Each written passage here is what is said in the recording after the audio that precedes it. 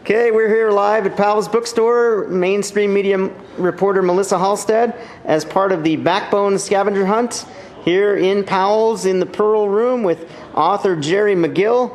And Melissa has some questions. Yes, Jerry, what is your book about? Well, my book is about my life, the experience that I had when I was 13 years old, growing up as a teenager in Lower East Side of New York. And what happened to me was I was involved in a shooting incident where I was shot by an unknown assailant and paralyzed for life. And my book is basically about my experience growing up in the city and how I rehabilitated myself and how I was able to kind of get my life back on track and adapt to a whole new living style. Gosh,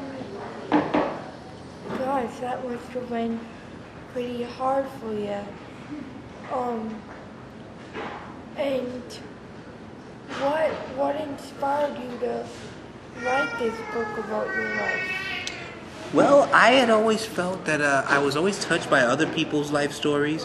I was always touched by what other people go through to kind of, quote-unquote, make it through the day.